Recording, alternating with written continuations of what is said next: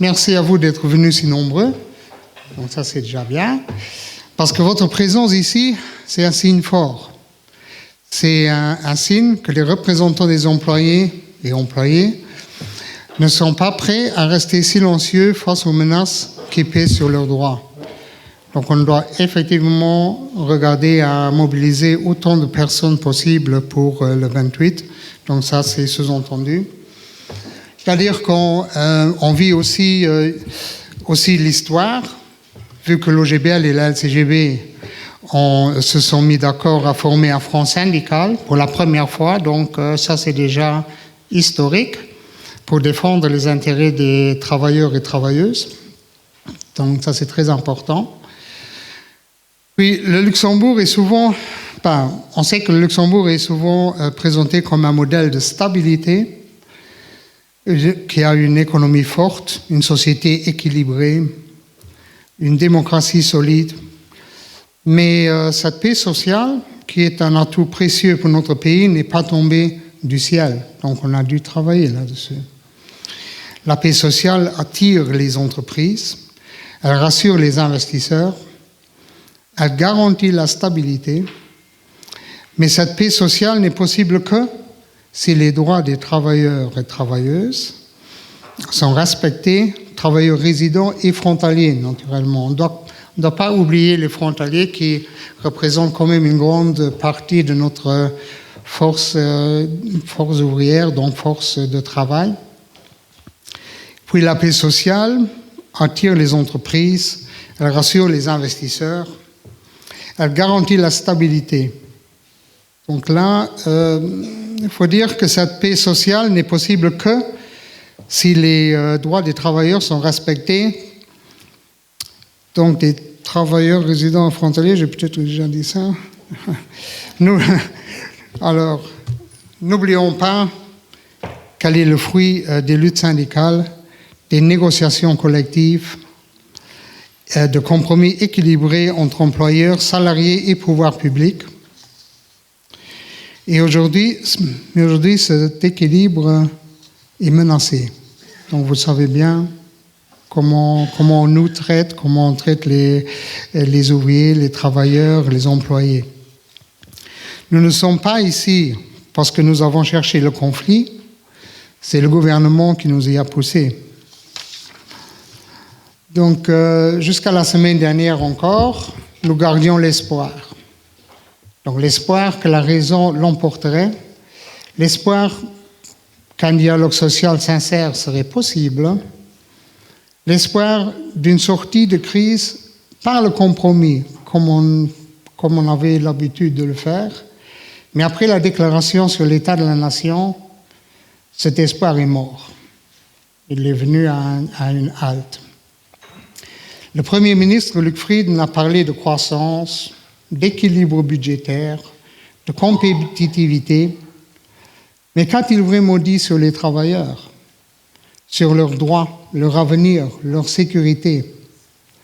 Trop peu et trop maladroitement. Donc nous avons été patients, nous avons dialogué, nous avons tendu la main, nous avons alerté, toujours dans un esprit de dialogue social, toujours dans l'intérêt général et à table, les fameuses tables de négociation que le Frieden, il a la table sociale où on a discuté beaucoup, mais en fin de compte, on a abouti à rien du tout. Donc, c'est ça le grand problème. Donc, on n'a pas eu de succès là-dessus. Il faut dire que ce gouvernement ne nous écoute pas. Il n'écoute que les murmures des puissants. Donc, le Premier ministre n'est pas au service du peuple, on peut le dire. Il est au service des grandes fortunes et des multinationales. Lui-même qui se dit CEO de notre pays, au lieu d'être le Premier ministre. Alors aujourd'hui, disons-le clairement, nous ne voulions pas de cette confrontation, mais il nous y a forcés. Nous appelons à la mobilisation. Nous appelons à refuser les dégradations sociales et nous appelons à faire entendre notre colère et nos revendications dans la rue le 28 juin. et nous aurons du succès. Le rapport de force change le 28 juin. C'est entre nos mains. Et moi, je vois des rues rouges et vertes ce jour-là. Donc, il faut que tout le monde vienne, brandisse les drapeaux verts, rouges, qu'on voit vraiment qu'on est là lorsqu'on attaque nos valeurs. Parce qu'il faut dire que nous nous levons chaque jour pour tous les employés du secteur financier. Maintenant, c'est à eux de se lever pour nous tous. Donc, ils doivent venir manifester. Donc ça, il faut bien passer le message que les gens, ils viennent. N'importe s'ils viennent de Metz, de Mersch, d'Ettelbruck, de Belgique, n'importe, ils doivent se déplacer. Parce que c'est ici, on parle de leur avenir. On parle de l'avenir de leurs enfants. Parce que souvent, les enfants, ils viennent aussi travailler ici.